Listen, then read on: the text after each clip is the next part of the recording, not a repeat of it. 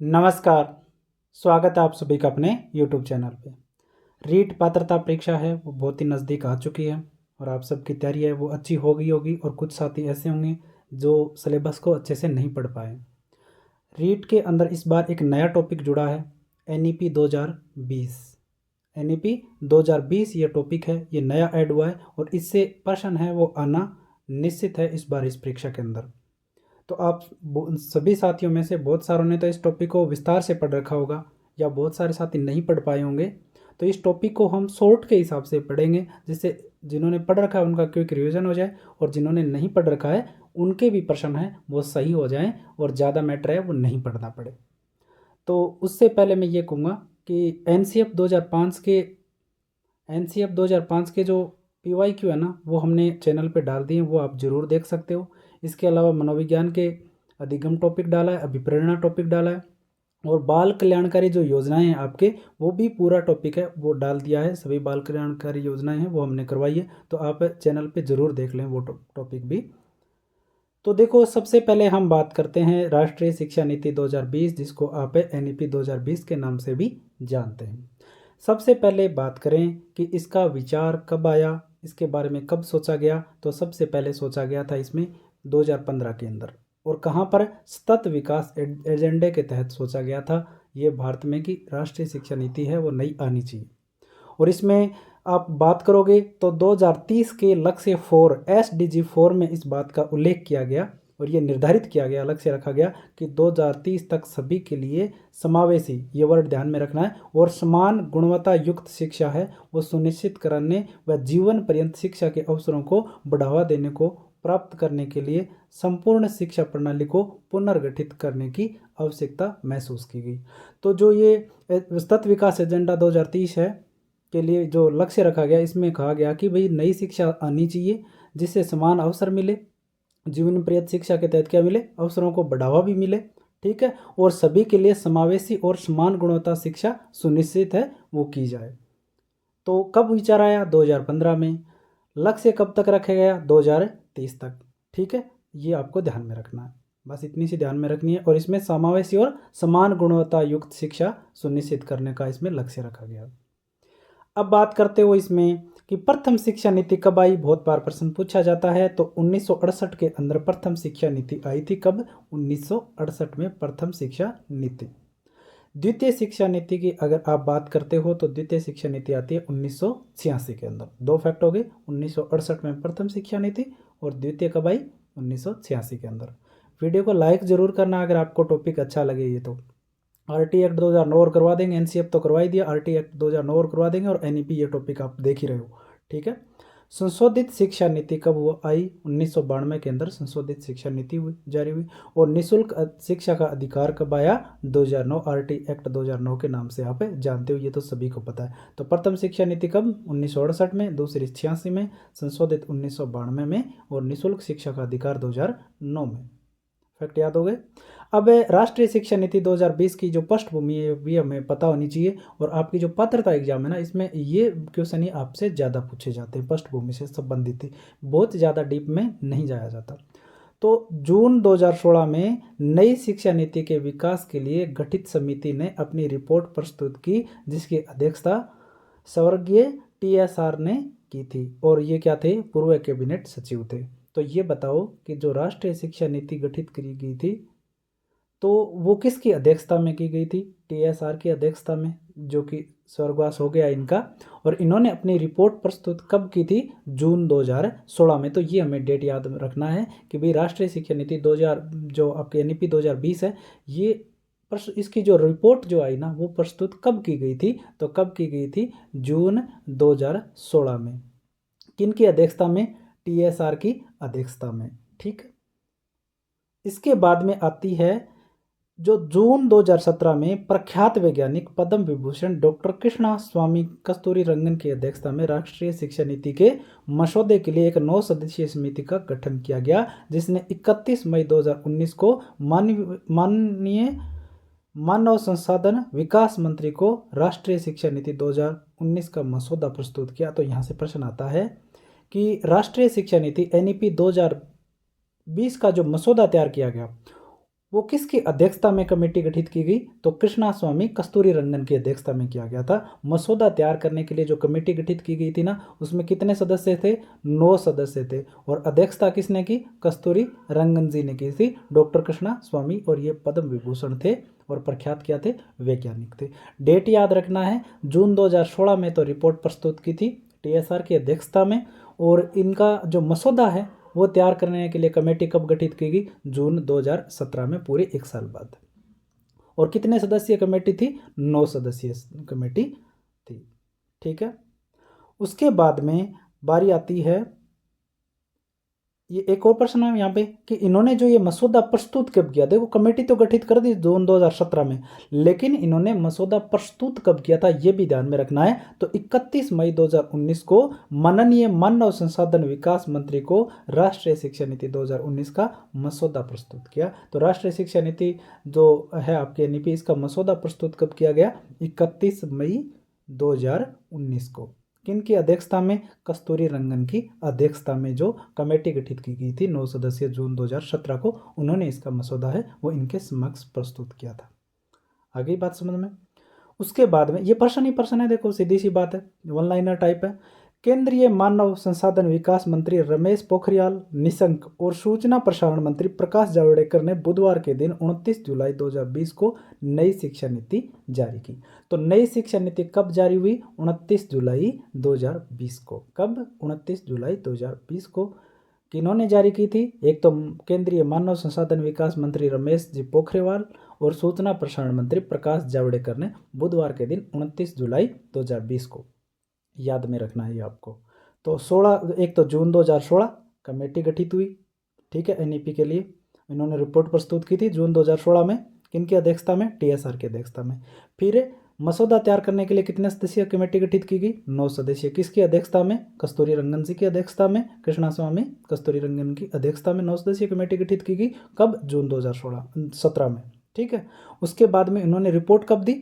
31 मई 2019 को इन्होंने मसौदा तैयार कर दिया। और उसके बाद में जो आपकी जो शिक्षा नीति लागू कब हुई? 29 जुलाई 2020 को। ठीक है। ये बात आती है आपकी NEP 2020 की जो रूपरेखा है उसके बारे में।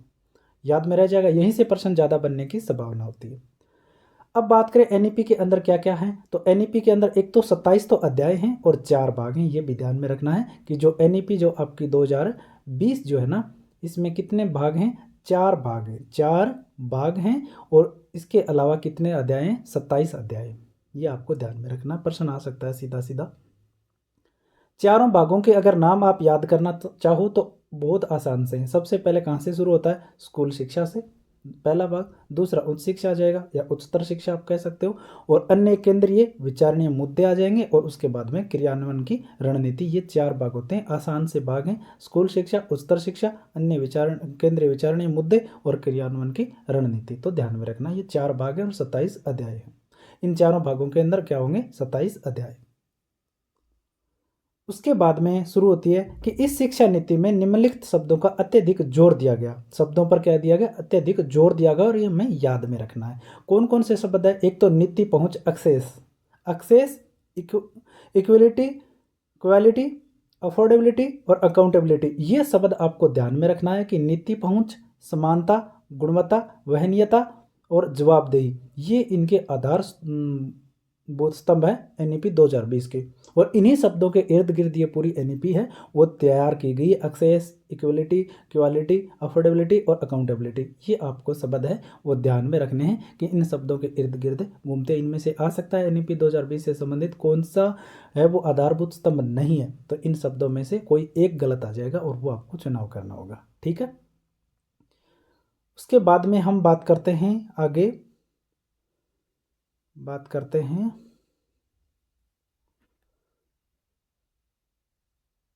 नीति के आधार सिद्धांत। ये आपको ध्यान में रखना है। जो NEP 2020 है ना, NEP 2020 है ना, इसके आधारभूत सिद्धांत क्या है या आधार क्या है, किस आधार पे इसको तैयार किया गया है, किन को प्राथमिकता दी जाएगी। तो याद रखना है कि प्रत्येक बच्चे की अद्वितीय विशेषताओं की पहचान करना एवं उनका विकास करने का प्रयास एनईपी 2020 में किया गया। जो आसान सा है, जो बच्चों के लिए सुविधाजनक लगे ना, वही आप शिक्षा नीतियों में राइट कर दिया करो। वो कन्फर्म रूप से राइट होता है। वो जब कुछ भी नहीं आ रहा हो ना, तो ये मान लेना बच्चे के लिए अगर कोई चीज़ अच्छी दे रखी है ना ऑप्शन में, तो वो निश्चित रूप से सही होगी। बाकी कोई गलत है दे रखा है बच्चे के लिए, तो वो क्या होगी, गलत होगी। तो इसमें सही है, प्रत्येक बच्चे की अद्वितीय विशेषताओं की पहचान करना एवं उनका विकास करने का प्रयास एनईपी 2020 में किया गया, ऐसा ऑप्शन आएगा। और इसके अंदर सबसे बड़ी बात यह है कि बुनियादी साक्षरता व संख्या ज्ञान, foundational literacy and numeracy FLN, कक्षा 3 तक के सभी बच्चों के लिए व्यवस्था की गई।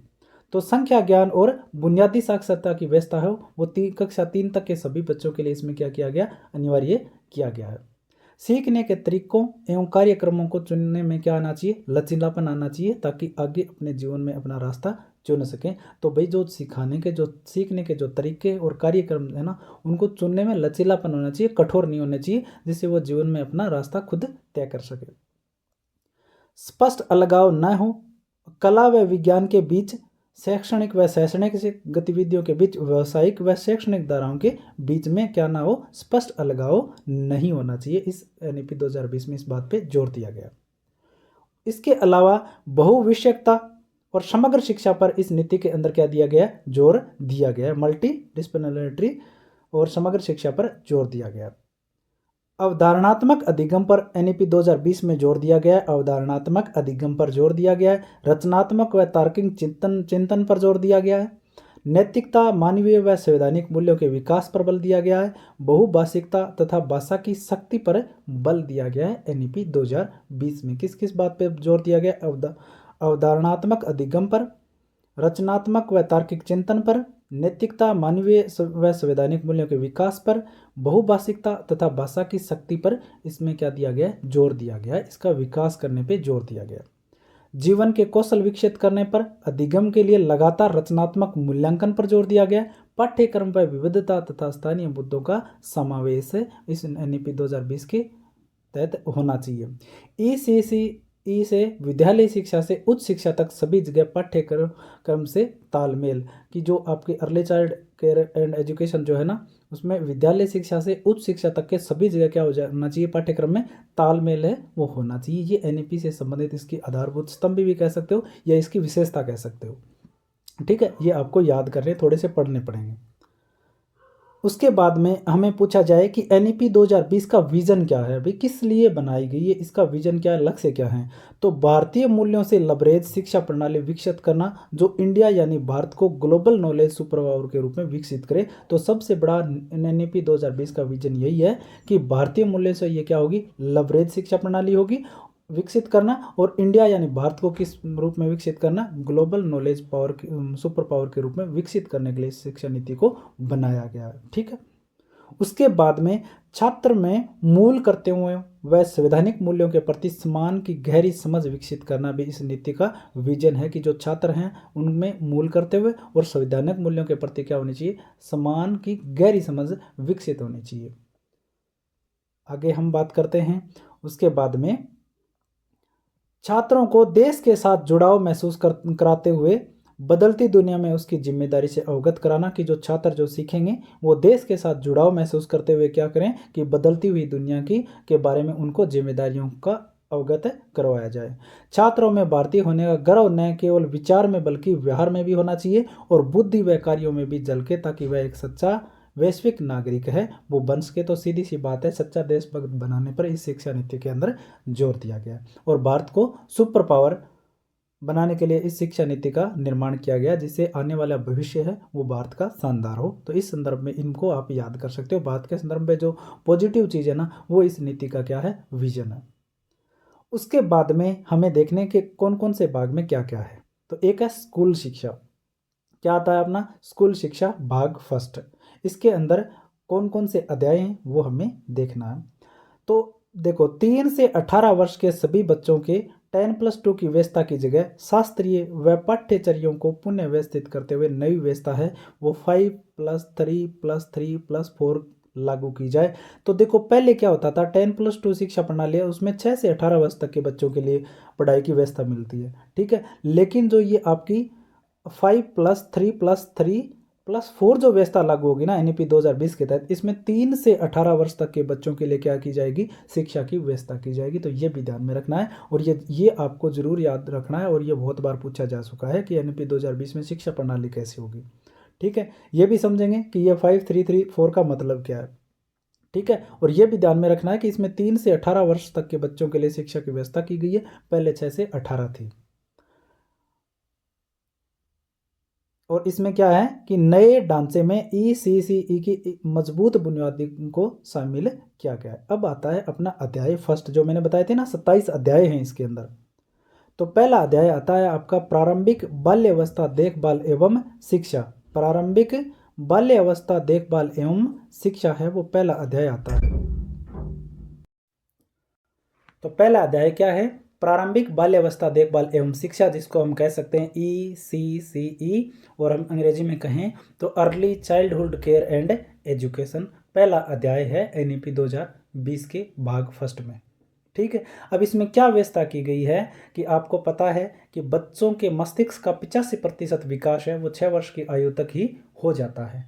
तो ये जो प्रारंभिक 6 वर्ष होते हैं ना, वो मानसिक विकास और शारीरिक वृद्धि के लिए क्या होते हैं, सबसे महत्वपूर्ण होते हैं, और इनके अंदर बच्चे का सबसे ज़्यादा विकास होता है।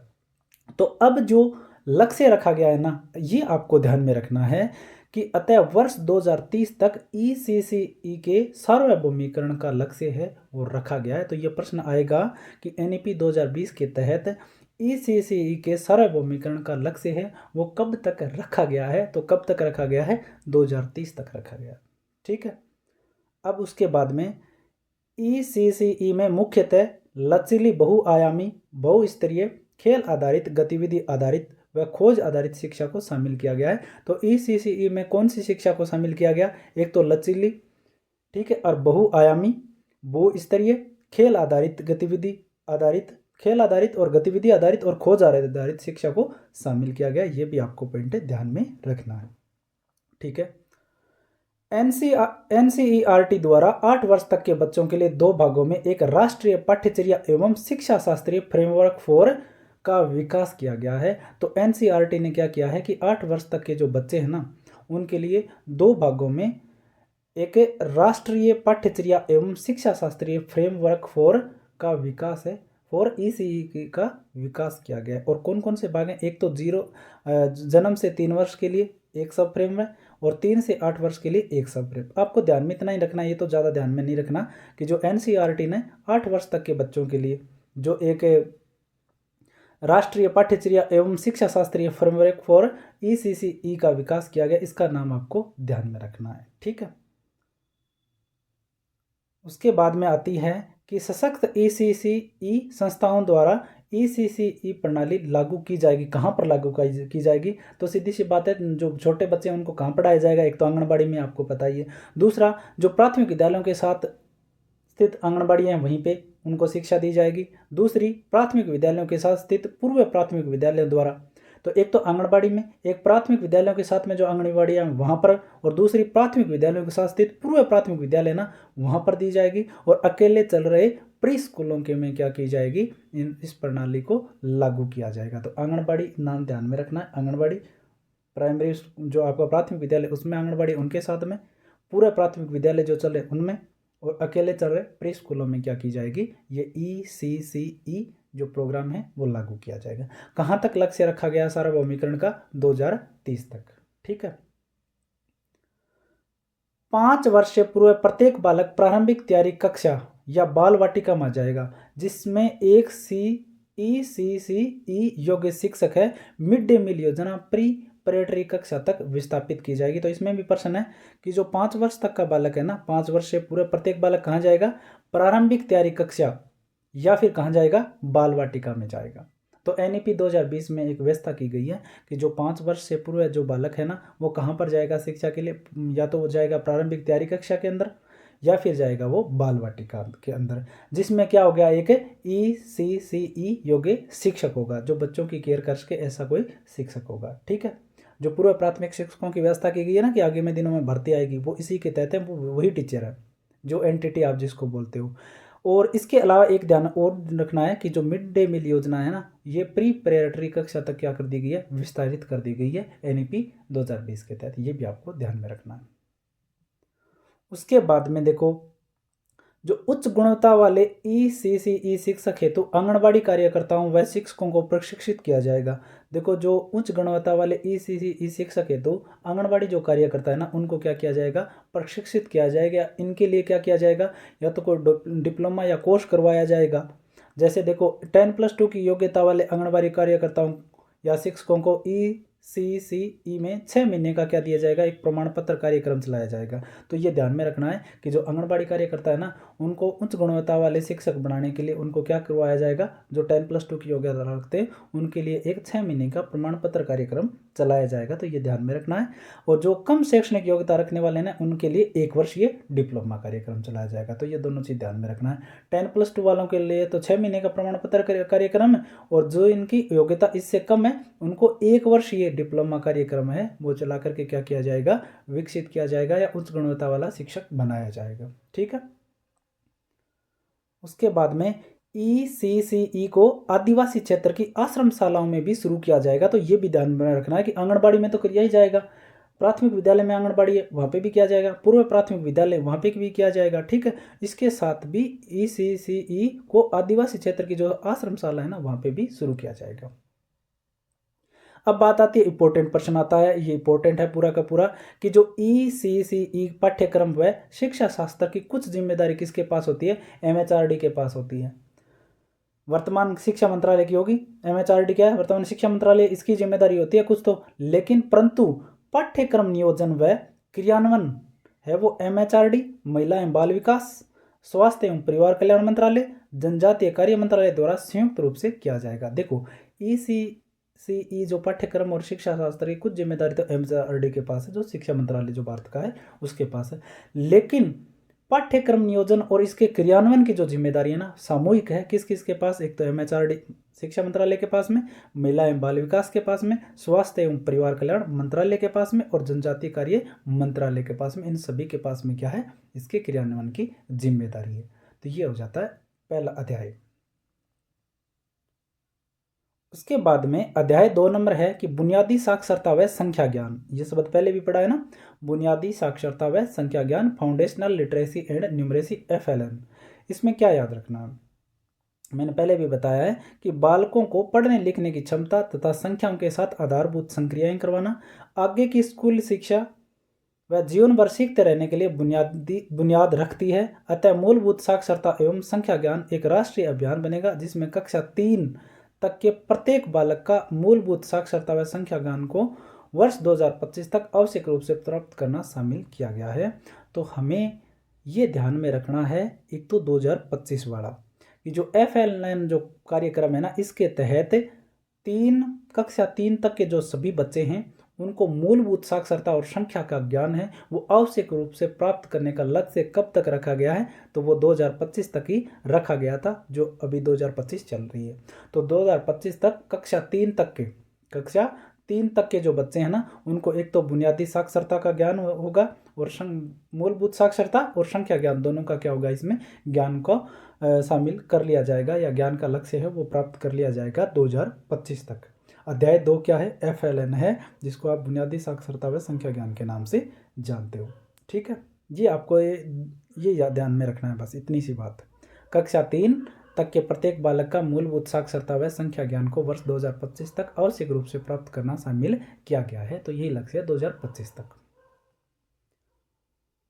अब देखो, स्थानीय अध्यापक जो स्थानीय भाषा पर पकड़ रखते हो को प्राथमिकता देते हुए प्रत्येक विद्यालय में छात्र शिक्षक अनुपात कितना रखा जाएगा, 30:1। इंपॉर्टेंट है कि छात्र शिक्षक अनुपात कितना होगा, 30:1 होगा। प्राथमिकता किनको दी जाएगी, जो स्थानीय भाषा को क्या रखता हो, पकड़ रखता है, उन्हीं को प्राथमिकता दी जाएगी। और छात्र शिक्षक अनुपात है वो 30:1 रखा जाएगा, से भी कम रखा जाएगा। और जिन क्षेत्रों में सामाजिक आर्थिक रूप से अभावग्रस्त बालक अधिक, वहां छात्र शिक्षक अनुपात कितना होगा, 25:1 होगा। तो दोनों ही लाइन याद रखनी है। सामान्यतः कितना होगा, 30:1 से कम होगा, लेकिन जहां सामाजिक आर्थिक रूप से अभावग्रस्त बालक अधिक होना, तो वहां जो शिक्षक और छात्र के मध्य अनुपात है या छात्र शिक्षक के मध्य अनुपात है वो 25:1 रखा जाएगा। इंपॉर्टेंट है। ठीक है। और प्राथमिकता किसको दी जाएगी? जो स्थानीय भाषा पर पकड़ रखे। उसके बाद में FLN के लिए शिक्षकों को सतत व्यावसायिक विकास के साथ प्रशिक्षित किया जाएगा। तो FLN के लिए शिक्षकों किससे प्रशिक्षित किया जाएगा? CDP के द्वारा प्रशिक्षित है वो किया जाएगा। ECCE तक सार्वभौमिक 2030 तक ना पहुंच नहीं होने के कारण बहुत से बच्चे पहली कक्षा में अपने सहपाठियों के साथ पिछड़ जाते हैं। ठीक है। तो अतः कक्षा 1 में 3 माह का प्ले आधारित स्कूल तैयारी मॉडल बनाया जाएगा। तो ये ध्यान में रखना है कि जो ECCE तक सार्वभौमिक पहुंच नहीं होने के कारण बहुत से बच्चे वो पहली कक्षा में अपने सहपाठियों से क्या हो जाते हैं? पिछड़ जाते हैं। अतः कक्षा 1 में जो 3 महीने का जो प्ले आधारित एक मॉडल बनाया गया ना, उसको क्या कहते हैं? स्कूल तैयारी मॉडल के नाम से जाना जाता है। और कहाँ अपनाया जाता है? ये कक्षा 1 में अपनाया जाता है। कितने महीने का होता है? 3 महीने का होता है। और क्या है? ये खेल आधारित है। तो ये आपके लिए आ जाएगा कि स्कूल तैयारी मॉडल क्या है। तो कहाँ लागू होता है? कक्षा 1 में। कितने दिन के लिए? 3 महीने के लिए। क्या होता है इसमें? खेल आधारित एक मॉडल होता है या एक प्रतियोगिता होती है जिसमें खेल के माध्यम से जोड़ा जाता है सभी को। ठीक है। उसके अलावा ये कोई ज़्यादा इंपॉर्टेंट आपके लिए नहीं है। इसके अंदर यही है कि दीक्षा पर FLN तो संसाधनों का राष्ट्रीय भंडार उपलब्ध करवाया जाएगा। जो दीक्षा ऐप होता है ना, इसके माध्यम से। और राष्ट्रीय पुस्तक संवर्धन नीति तैयार की जाएगी। स्थानीय भाषा में बाल साहित्य उपलब्ध करवाया जाएगा तथा डिजिटल पुस्तकालय भी स्थापित किए जाएंगे। तो ये ध्यान में रखना है कि NEP 2020 के तहत जो FLN जो प्रोग्राम है ना, उसके तहत स्थानीय भाषा में क्या उपलब्ध करवाए जाएंगे? बाल साहित्य उपलब्ध करवाए जाएंगे और डिजिटल पुस्तकालय भी क्या करवाए जाएंगे? स्थापित करवाए जाएंगे। तो ये होता है अध्याय 2।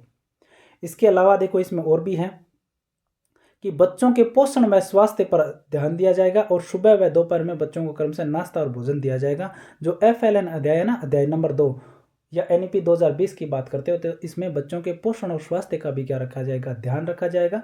सुबह आपको नाश्ता मिलेगा, उसके बाद में दोपहर में भोजन की व्यवस्था यहाँ पे की जाएगी। इतना ही नहीं, इसके अलावा 100% टीकाकरण के लिए सभी बच्चों को नियमित जांच से की जाएगी। तो NEP 2020 में ये व्यवस्था भी की गई है कि जो टीकाकरण है वो 100% होना चाहिए और समय समय पर बच्चों की जांच की जाएगी। ये हो जाते हैं 2 अध्याय। तो एकदम शॉर्ट से चल रहे हैं हम, एकदम शॉर्ट नोट्स है जो आपको काम आएंगे। आपको समय भी ज़्यादा नहीं लगेगा, आराम से आप वीडियो देखोगे तो टॉपिक है कवर हो जाएगा। तो अध्याय 3 आपका आता है ड्रॉप आउट बच्चों की संख्या कम करना। तो इसी अध्याय के नाम से ही आपको पता चल जाता है कि इसमें क्या होगा? ड्रॉप आउट से संबंधित होगा। ड्रॉप आउट का मतलब होता है जो बच्चे स्कूल छोड़ के चले जाते हैं ना, जैसे कक्षा 3 तक पढ़े तो फिर स्कूल छोड़ दिया, इस प्रकार से। तो अध्याय 3 ड्रॉप आउट बच्चों की संख्या कम करना। इसमें क्या है? देखो कुछ आंकड़े दे रखे हैं कि स्कूल शिक्षा प्रणाली के प्राथमिक लक्ष्यों में यह सुनिश्चित करना है कि बच्चों का स्कूल में नामांकन हो तथा ठहराव सुनिश्चित हो। मतलब इसमें ये लक्ष्य रखा गया है, प्राथमिक लक्ष्य है ये NEP 2020 का, कि भाई बच्चों का स्कूल में नामांकन बढ़ना चाहिए। और साथ ही साथ नामांकन बढ़ने के अलावा बच्चे हैं वो ड्रॉप आउट नहीं होने चाहिए, मतलब विद्यालय छोड़ के नहीं जाने चाहिए, उनको विद्यालय से जोड़ना है लगातार। और वर्तमान में GER जो सकल नामांकन अनुपात है ना, वो जो परसेंटेज है वो कक्षा 6 से 8 तक कितना है? 90.9% है। और कक्षा 9 से 10 में 79.3% है। लेकिन कक्षा 11-12 में 56.5% ही है। मतलब बच्चे स्कूल से शुरू तो करते हैं, लेकिन कक्षा 6 से 8 तक जाते जाते लगभग 10% बच्चे ड्रॉप आउट हो जाते हैं। उसके बाद में कक्षा 9-10 में कितने ड्रॉप आउट हो जाते हैं? लगभग 20% बच्चे ड्रॉप आउट हो जाते हैं। फिर कक्षा 11 व 12 में लगभग 45% बच्चे हैं वो ड्रॉप आउट हो जाते हैं स्कूलों से। तो NEP 2020 में लक्ष्य रखा गया है कि ये बच्चे हैं वो ड्रॉप आउट ना हो और ये क्या हो? स्कूल के साथ जुड़े रहे और उनको भी शिक्षा मिले, ऐसी व्यवस्था है वो की गई है। जो यह दर्शाता है कि कक्षा 5 व विशेष रूप से कक्षा 8 के बाद नामांकित बच्चों का महत्वपूर्ण अनुपात शिक्षा प्रणाली से बाहर हो जाता है। तो आप देख ही रहे हो 6 से 8 तक तो ठीक था, 10% ही ड्रॉप आउट हो रहे थे, लेकिन यहाँ पे 20% हो गया। उसके बाद में 50% के लगभग ड्रॉप आउट हो गए बच्चे। तो आधे बच्चे क्या हो गए? शिक्षा से वंचित हो गए। उसके बाद में एक आंकड़ा है कि वर्ष 2017-18 में NSSO के सर्वे के अनुसार 6 से 17 वर्ष के बीच की उम्र के विद्यालय नहीं जाने वाले बच्चों की संख्या कितनी है? 3.22 करोड़ है। वो बच्चे हैं जो स्कूल नहीं जाते हैं, 6 से 17 वर्ष के बच्चे। ठीक है। सर्वे किसने करवाया? NSSO ने 2017-18 में। उसके बाद में बारी आती है इन बच्चों को पुनः शिक्षा प्रणाली से जोड़ना देश की सर्वोच्च प्राथमिकता है। जो ये 3.22 करोड़ जो बच्चे हैं ना, इनको वापस स्कूल शिक्षा से जोड़ने का देश का क्या है? देश के जोड़ना है वो सर्वोच्च प्राथमिकता NEP 2020 के। जिसके लिए 2030 तक प्री स्कूल से माध्यमिक स्तर तक 100% सकल नामांकन अनुपात प्राप्त करने का लक्ष्य रखा गया। ये इंपॉर्टेंट प्रश्न बन गया आपके लिए कि 100% सकल नामांकन अनुपात प्राप्त करने का लक्ष्य एनईपी 2020 में किस वर्ष तक रखा गया है, तो किस वर्ष तक, 2030 तक। और कौन से स्कूलों में, प्री स्कूल से लेकर माध्यमिक स्तर तक के जो स्कूल है ना, उसमें 100% सकल नामांकन अनुपात है वो होना चाहिए। ये ऐसा लक्ष्य रखा गया है। विद्यालयों में बच्चों की वापसी तथा ड्रॉप आउट से रोकने के लिए 2 पहल की जाएंगी। जो बच्चे जो विद्यालय छोड़ के जाते हैं ना, तो उनको रोकने के लिए और नामांकन बढ़ाने के लिए 2 व्यवस्था की जाएगी। क्या की जाएगी?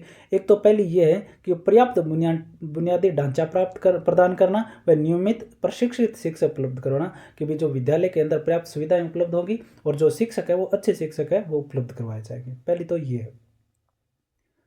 दूसरी आती है कि बच्चों की सहभागिता सुनिश्चित करना। 2 पहल की जाएंगी भी स्कूलों में नामांकन बढ़ाने के लिए और ड्रॉप आउट कम करने के लिए। क्या की जाएगी? एक तो स्कूल अच्छे बनाए जाएंगे, सुविधाएं अच्छी दी जाएगी, शिक्षक अच्छे स्तर के दिए जाएंगे। दूसरी है कि जो शिक्षा में बच्चों की सहभागिता है वो बढ़ाई जाएगी।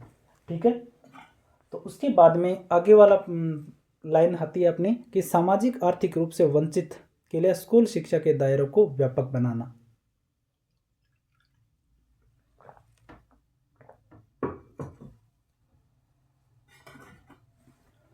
तो क्या लाइन आती है कि सामाजिक आर्थिक रूप से वंचित जो बच्चे हैं ना, उनके लिए स्कूल शिक्षा के दायरों को क्या बनाया जाएगा? व्यापक बनाया जाएगा। तो ये ध्यान में रह जाएंगे ना, दोनों पहली और दूसरी जो प्रयास किए गए, पहला और दूसरा, ये ध्यान में रह जाएंगे। अतः देखो, जो वंचित वर्ग है ना, उनको शिक्षा से जोड़ने के लिए क्या किया जाएगा? ये देखो कि स्कूल शिक्षा के दायरे को व्यापक बनाने के लिए national institute of open school, NIOS, जो ओपन आप करते हो ना, national institute of open school और स्टेट ओपन स्कूल SOS द्वारा प्रस्तुत ओपन एंड डिस्टेंस लर्निंग कार्यक्रम का सुदृढ़ीकरण किया जाएगा।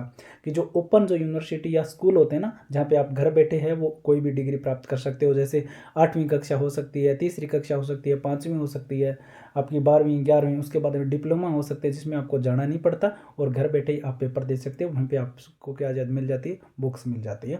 तो इसका क्या किया जाएगा? बढ़ावा दिया जाएगा NEP 2020 में, जिससे जो सामाजिक रूप से, जो आर्थिक रूप से जो कमजोर जो तबका है, जो विद्यालय नहीं जा पाता, वो क्या प्राप्त कर सके, कुछ शिक्षा है वो प्राप्त कर सके। इसके लिए क्या किया जाएगा? NIOS SOS जो open and distance learning, distance का क्या मतलब है? दूरस्थ शिक्षा, मतलब यूनिवर्सिटी कहीं है वहाँ पे आपको कैंपस में जाना नहीं पड़ेगा, घर बैठे ही आप तैयारी करके आप पेपर दे सकते हो, बुक्स आपको मिल जाएगी। जिस सुदृढ़ीकरण किया जाएगा जिसके तहत A, B व C लेवल के पाठ्यक्रम जो कक्षा 3, 5, 8 के समक्ष करवाए जाएंगे। इसमें क्या करवाए जाएंगे? A, B व C लेवल के जो पाठ्यक्रम है ना, वो कक्षा 3, 5 व 8 के समक्ष करवाए जाएंगे। और माध्यमिक शिक्षा कार्य में जो कक्षा 10 व 12 के समक्ष होंगे। और व्यावसायिक शिक्षा कार्यक्रम, वयस्क साक्षरता और जीवन संवर्धन कार्यक्रम है वो चलाए जाएंगे। तो आर्थिक रूप से जो तबका पिछड़ा हुआ है उनको शिक्षा से जोड़ने के लिए NIOS SOS जो ओपन जो होते हैं शिक्षा, जो डिस्टेंस लर्निंग उपलब्ध कराते हैं, उनका सुदृढ़ीकरण किया जाएगा। और जिसमें A, B व C लेवल के जो पाठ्यक्रम चलाए जाएंगे कक्षा 3, 5, 8 के लिए होगा। उसके अलावा जो माध्यमिक स्तर शिक्षा कार्यक्रम चलाया जाएगा जिसमें कक्षा 10 और 12 के समक्ष होंगे। इसके अलावा व्यावसायिक शिक्षा दी जाएगी, कार्यक्रम चलाए जाएंगे इसके लिए, और वयस्क साक्षरता कार्यक्रम चलाए जाएंगे और जीवन संवर्धन कार्यक्रम है वो चलाए जाएंगे, जिससे आर्थिक रूप से जो पिछड़ा हुआ तबका है वो शिक्षा से जुड़ सके। तो ये आपको ध्यान में रखना है। उसके बाद में 4 नंबर भाग आता है आपका स्कूलों में पाठ्यक्रम एवं शिक्षा शास्त्र। 4 नंबर क्या है? स्कूलों में पाठ्यक्रम एवं शिक्षा शास्त्र है। वो 4 नंबर आपका जो अध्याय आता है, आपका कितना नंबर अध्याय है? 4 नंबर अध्याय है। तो इसमें क्या है, आपको मैंने बताया था कि 5+3+3+4 जो व्यवस्था है वो लागू है वर्तमान में, जो किसके लिए लागू है? 3 से 18 वर्ष तक के बच्चों के लिए। तो किस प्रकार से होती है ये हमें देखना है। तो देखो, सबसे पहली स्टेज होती है फाउंडेशन स्टेज। क्या होती है? फाउंडेशन, जिसमें 5 शामिल होता है। इसमें 3 से 6 साल के बच्चे होंगे ना, ये तो आप आराम से समझ जाओ। 3 से 6 साल के बच्चे कहाँ जाएंगे? या तो प्री स्कूलों में जाएंगे, हमने पढ़े थे ना, या आंगनबाड़ी में जाएंगे। 3 साल तक वो क्या जाएंगे? आंगनबाड़ी या प्री स्कूल में जाएंगे। ठीक है। इसके अलावा जो कक्षा पहली व दूसरी में कहाँ जाते हैं बच्चे, आप सभी को पता है कहाँ जाते हैं? विद्यालय में जाते हैं, प्राथमिक विद्यालय में जाते हैं। तो 6 से 8 वर्ष तक के बच्चे कहाँ जाएंगे? कक्षा 1 व 2 में विद्यालय जाएंगे। तो यहाँ पे फाउंडेशन की जो पहली स्टेज फाउंडेशन है उसमें क्या है? 5 है, 5 वर्ष होती है ना इसमें, 3 से 8। ठीक है। तो इसमें पहले 3 साल तो जाएगा प्री स्कूल या आंगनबाड़ी में, अगले 2 साल जाएगा विद्यालय में कक्षा 1 व 2 के लिए। ठीक है।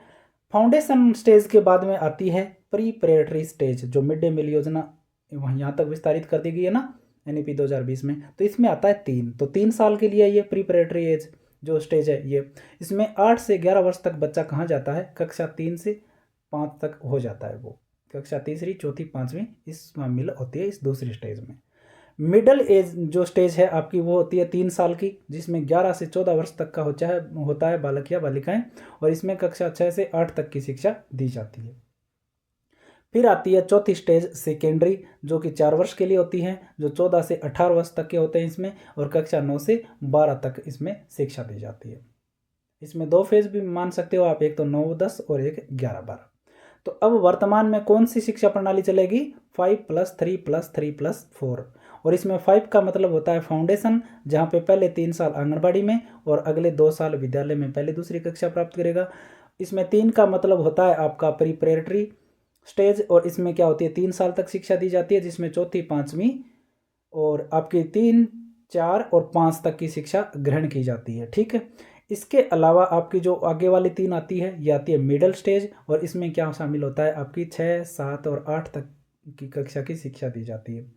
आगे वाली 4 जो आता है ये आता है आपका सेकेंडरी स्टेज के लिए, जिसके अंदर 9, 10, 11 और 12वीं कक्षा की क्या दी जाती है, शिक्षा दी जाती है। तो ये 5+3+3+4 का मतलब होता है, ये आप ध्यान में रह जाएगा, फाउंडेशन स्टेज, प्रीपरेटरी, मिडल और सेकेंडरी।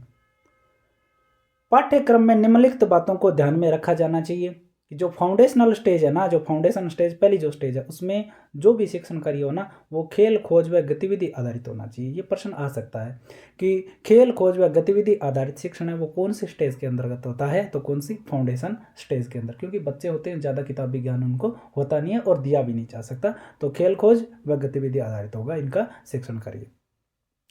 प्रीपरेटरी जो स्टेज होती है उसके अंदर क्या होगा कि हल्के फुल्के पाठ्य पुस्तक आधारित शिक्षण करवाया जाएगा, जिसमें संवादात्मक कक्षा शैली से अध्यापन, जिसमें पढ़ना, लिखना, बोलना, भाषा, विज्ञान, गणित, शारीरिक शिक्षा व कला शिक्षा शामिल किया जाएगा। जो प्रीपरेटरी जो स्टेज होगी ना उसमें हल्का फुल्का जो पाठ्य पुस्तक से संबंधित जो शिक्षण है वो करवाना शुरू करवा दिया जाएगा, और इसके अंदर आपको पढ़ना सिखाया जाएगा, लिखना सिखाया जाएगा, बोलना है, भाषा का ज्ञान है, गणित का ज्ञान भी शामिल हो जाएगा, शारीरिक शिक्षा का भी हो जाएगा और कला का भी इसमें शामिल कर लिया जाएगा। तो ये आपको मोस्ट इंपॉर्टेंट है, आपको ध्यान में रखना है। मिडल जो स्टेज होगा ना, जो मिडिल स्टेज होता है ये आपको पता है कौन सी कक्षाएं हैं, 6ठी, 7वीं, 8वीं है मिडिल स्टेज के अंदर, और इसमें क्या आ जाएगा, कुछ बच्चा जानने लग जाएगा, पढ़ना सीख जाएगा, बोलना है, भाषा का ज्ञान आ जाएगा। तो इसमें विषय विशेषज्ञों द्वारा अमूर्त अवधारणाओं पर काम शुरू हो जाएगा, जिसमें विज्ञान, गणित, सामाजिक विज्ञान, कला, खेल, मानविकी व व्यवसायिक की विषयों को शामिल किया जाएगा। ठीक है। और लास्ट में आती है सेकेंडरी स्टेज, जो कि 9, 10, 11, 12 में होती है। इसमें बहु विषयक अध्यापन होगा, जो विषय पर उन्मुख शिक्षाक्रमीय व शिक्षा शास्त्रीय शैली पर आधारित होंगे। ठीक है। ये होगा इसमें शिक्षण कार्यक्रम।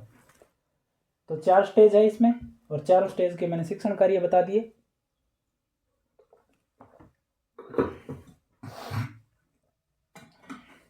तो शिक्षण कार्य हो गए।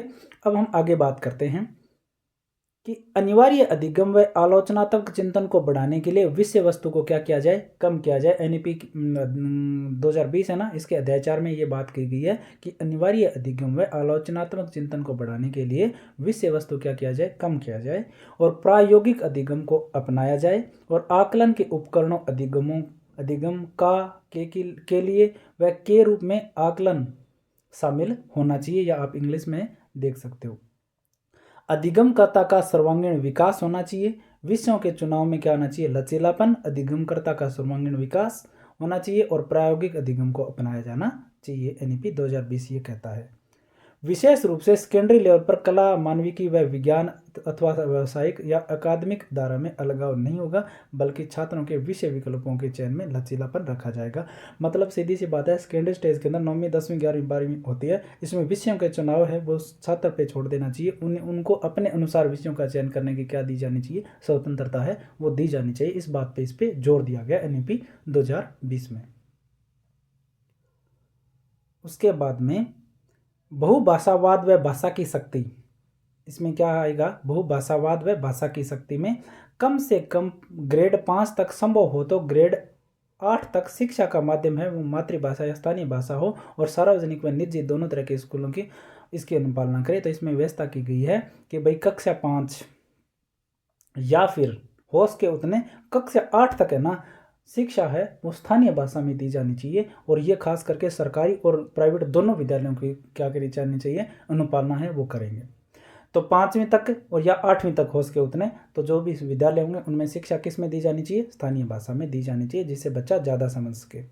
विभिन्न शोधों के अनुसार बच्चे 2 से 18 वर्ष की आयु में भाषा जल्दी सीखते हैं, अतः फाउंडेशन स्टेज से ही बच्चों को विभिन्न भाषाओं को में एक्सपोजर किया जाए।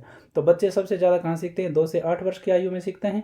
तो वहीं पर क्या किया जाए, जो फाउंडेशनल स्टेज होती है शुरुआत में, तो वहीं से बच्चों को क्या किया जाए, विभिन्न भाषाओं में क्या किया जाए, एक्सपोजर है वो किया जाए। त्रिभाषा फॉर्मूला जारी रहेगा, जो आपके लगती है आप सभी ने पढ़ी है, संस्कृत हिंदी अंग्रेजी है, ये फॉर्मूला है वो लागू रहेगा। परंतु तीनों भाषाओं के विकल्प है वो राज्य क्षेत्र या छात्र स्वयं को होंगे, जिनमें से कम 2 भाषाएं भारतीय हो। ठीक है। और संस्कृत भाषा को समर्थ विकल्प के रूप में प्रस्तुत किया जाएगा। तो संस्कृत भाषा पे जोर दिया जाएगा। प्रत्येक विद्यार्थी the language of India project में भाग लेगा। ये ध्यान में रखना है आपको, the language of India, the language of India जो प्रोजेक्ट है वो क्या होता है ये आपको पढ़ना है। और इसमें प्रत्येक विद्यार्थी को क्या लेना है, भाग लेना है। ये प्रोजेक्ट रुचिकर और आनंददायक गतिविधि होगी। द लैंग्वेज ऑफ इंडिया जो प्रोजेक्ट होता है वो ये रुचिकर होता है और आनंददायक गतिविधि पर आधारित होता है, जिसमें किसी भी प्रकार का क्या नहीं होता, मूल्यांकन शामिल नहीं होता। ये ध्यान में रखने वाली बात है कि द लैंग्वेज ऑफ इंडिया जो प्रोजेक्ट है इसमें कोई भी प्रकार का मूल्यांकन नहीं होता है, ये रुचिकर और आनंददायक होता है। ग्रेड 6 से 8 में इसके तहत एक भारत श्रेष्ठ भारत की पहल के अंतर्गत भाषाओं की उल्लेखनीय एकता के बारे में जानेंगे। तो जो कक्षा 6 से 8 में है ना, इस प्रोजेक्ट के तहत क्या जाना जाएगा कि एक भारत श्रेष्ठ भारत की पहल के अंतर्गत भाषाओं की उल्लेखनीय एकता के रूप में जाना जाएगा। फाउंडेशनल और मिडिल स्कूल स्तर पर संस्कृत की पाठ्य पुस्तकों को संस्कृत के माध्यम से संस्कृत पढ़ाने और इसके अध्ययन को आनंदमय बनाने के लिए सरल मानक संस्कृत में लिखा जा सकता है। तो इसमें व्यवस्था की गई है कि जो फाउंडेशनल और मिडिल स्तर पर जो संस्कृत की जो पाठ्य पुस्तक है ना, संस्कृत के माध्यम से संस्कृत पढ़ाने और इसके अध्ययन को आनंददायी बनाने के लिए सरल मानक संस्कृत में लिखा जा सकता है। ठीक है। आप ये पॉइंट भी याद रख सकते हो। ठीक है। पाठ्यक्रम में अनिवार्य विषय कौशल और दक्षताओं का क्या किया जाएगा, एकीकरण किया जाएगा। पाठ्यक्रम में अनिवार्य विषय कौशल और दक्षताओं का विकास किया जाएगा। उससे पहले क्या था, बहुभाषावाद व भाषा की शक्ति को बढ़ाया जाएगा। इसके अलावा क्या था, विषय के चुनाव में लचीलापन रखा जाएगा। इसके अलावा अधिगमकर्ता का सर्वांगीण विकास किया जाएगा। आकलन के उपकरण का अधिगम का के लिए व के रूप में आकलन शामिल हो, प्रायोगिक अधिगम बनाया जाए, अनिवार्य अधिगम व आलोचनात्मक चिंतन को बढ़ाने के लिए विषय वस्तु को कम किया जाए। इस प्रकार के ये पॉइंट है इसमें। ठीक है। ये हो गया था ना अपना ये वाला। तो अनिवार्य कौशल क्या है कि भाषा में दक्षता, वैज्ञानिक स्वभाव, साक्ष्य आधारित सोच, शारीरिक शिक्षा, फिटनेस, खेल, डिजिटल साक्षरता, समूह कार्य, समूह समस्या समाधान व तार्किक रीजनिंग, संवैधानिक मूल्य व मौलिक कर्तव्यों का ज्ञान व भारत का ज्ञान, पर्यावरणीय चेतना व स्वच्छता, समसामयिक मुद्दे। तो ये आपको ध्यान में रखना है, थोड़ा सा पढ़ लेना, बाकी ज़्यादा ध्यान में ये लाइन रख लेना कि पाठ्यक्रम में अनिवार्य विषय कौशल व दक्षताओं का क्या किया जाएगा, एकीकरण किया जाएगा। समसामयिक विषय कौन से होते हैं, देखो इसमें ये पूछा जाएगा। तो आर्टिफिशियल इंटेलिजेंस, डिजाइन थिंकिंग, सर्वांगीण स्वास्थ्य, ऑर्गेनिक लिविंग, पर्यावरण शिक्षा, ग्लोबल सिटीजनशिप, एजुकेशन का अध्ययन है वो समसामयिक विषयों के अंतर्गत शामिल होता है। तो ये आ जाएगा इसके अंदर। कक्षा 6 से 8 में पढ़ने के दौरान सभी विद्यार्थी एक 10 दिन के बस्ता रहित पीरियड में भाग लेंगे। तो ये भी ध्यान में रखना है कि NEP 2020 में व्यवस्था की गई है कि कक्षा 6 से 8 में पढ़ने वाले जो विद्यार्थी हैं वो एक 10 दिन के जो पढ़ने के दौरान सभी विद्यार्थी एक 10 दिन के बस्ता रहित पीरियड में भाग लेंगे। तो ध्यान में रखना कितने दिन, 10 दिन। कौन सी कक्षा विद्यार्थी, 6 से 8 तक के। और इसमें क्या करवाया जाएगा, इसमें बढ़ई का काम करवाया जाएगा, माली का काम करवाया जाएगा, कुम्हार का काम कराया जाएगा, कलाकार का काम है करवाया जाएगा, के साथ प्रशिक्षु के रूप में काम करेंगे। और मिडिल स्तर पर कोडिंग संबंधी गतिविधियां शुरू करवाई जाएगी। कोडिंग संबंधी जो गतिविधियां वो कब से शुरू होगी, मिडिल स्तर से शुरू होगी। और कक्षा 6 से 8 में 10 दिन का बस्ते रहित प्रोग्राम होगा, जिसमें बस्ता नहीं लेकर के आना होगा और उसमें अन्य काम में करवाए जाएंगे। और इसमें पूछा जाएगा आपसे कि कोडिंग संबंधी गतिविधियां कब शुरू होगी, मिडिल स्तर के अंदर शुरू होगी। और स्कूल शिक्षा के लिए राष्ट्रीय पाठ्यचर्या रूपरेखा 2022-21 क्षेत्रीय भाषाओं में उपलब्ध करवाए जाएंगे, जिसकी 5 से 10 वर्ष में समीक्षा की जाएगी। जो पाठ्यचर्या रूपरेखा होगी ना, वो अलग अलग क्षेत्र के हिसाब से अलग अलग उन्हीं क्षेत्र के हिसाब से उन्हीं क्षेत्रीय भाषाओं में उपलब्ध करवाई जाएगी और प्रत्येक 5 से 10 वर्ष में उनकी पाठ्यचर्या की क्या की जाएगी, समीक्षा की जाएगी। आकलन में परिवर्तन इसका अध्ययन भाग 2 के अध्याय 2 में हमने कर लिया था। ये मापन एवं मूल्यांकन में अलग से आपको हम बता देंगे। 5वां अध्याय आता है आपका शिक्षक। 5वां अध्याय क्या है, शिक्षक है। तो शिक्षक के रूप में क्या क्या व्यवस्था की गई है, तो देखो एक तो इसमें मोटा मोटा मैं बता देता हूँ। 4 वर्षीय जो बीएड है ना, एकीकृत जो बीएड कार्यक्रम है, इसको इसमें बढ़ावा दिया गया कि 4 वर्षीय बीएड कार्यक्रम है वो लागू होना चाहिए, और 4 वर्षीय बीएड है वो उसी में जो 2 वर्षीय बीएड है ना, उन्हीं विद्यालय जो आपके जो महाविद्यालय उन्हीं में 2 वर्षीय बीएड की व्यवस्था है वो की जानी चाहिए। इस प्रकार इसमें लिखा गया है कि उत्कृष्ट विद्यार्थियों के शिक्षण में के पैसे में भर्ती हेतु 4 वर्षीय एकीकृत बीएड कार्यक्रम को क्या किया जाना चाहिए, प्रोत्साहित किया जाना चाहिए। तो ये ध्यान में रखना है। और स्कूल या स्कूल कॉम्प्लेक्स द्वारा स्थानीय विशेषज्ञों को विशेष प्रशिक्षित के रूप में रखने के लिए प्रोत्साहित करना चाहिए। और शिक्षकों को विभिन्न माध्यम से सतत व्यावसायिक विकास कार्यक्रम में भाग लेना होगा। तो ये भी ध्यान में रखना है कि जो शिक्षक है ना, तो शिक्षकों को विभिन्न माध्यम से सतत व्यावसायिक विकास कार्यक्रम में भाग लेना होगा, जिसमें प्रत्येक वर्ग स्वेच्छा से न्यूनतम 50 घंटे भाग लेना होगा। जो ये होता है ना सतत व्यावसायिक विकास कार्यक्रम, इसमें कितने घंटे काम करना होगा, कम से कम स्वेच्छा से न्यूनतम 50 घंटे भाग लेना होगा। ठीक है, प्रत्येक वर्ष कितना, 50 घंटे प्रत्येक वर्ष सतत व्यावसायिक विकास कार्यक्रम में एक शिक्षक है वो भाग लेगा।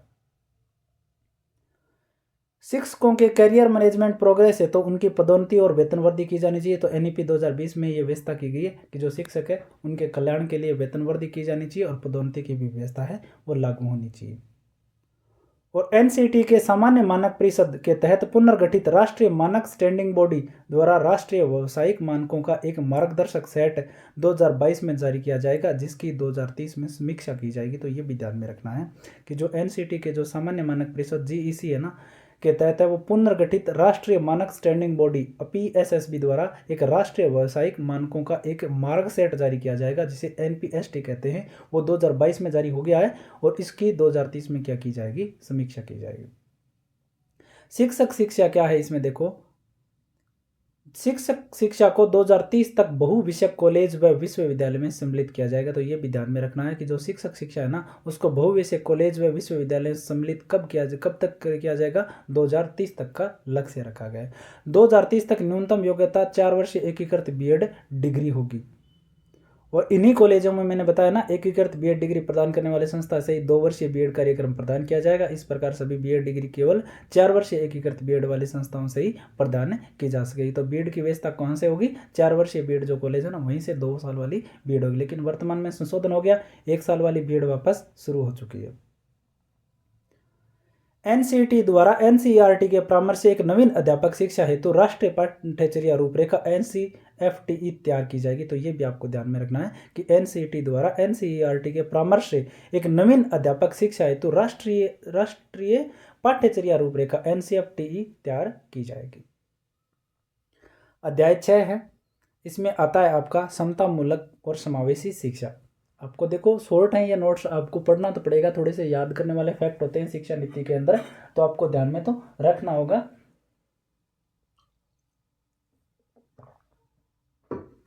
तो भाग 6 के अंदर क्या आता है, देखो भारतीय शिक्षा प्रणाली में हालांकि सभी स्तरों पर सामाजिक व लैंगिक अंतराल को कम करने का प्रयास किया गया, किंतु असमानता आज भी देखी जाती है। जो भारतीय शिक्षा प्रणाली है ना, उनमें सभी वर्गों का क्या है, समान रूप से योगदान नहीं है या सहभागिता नहीं है। जैसे SC ST के जो तबके से जो समाज से जो बच्चे आते हैं ना, वो आज भी पढ़ाई से बहुत सारी जगह पर वंचित है।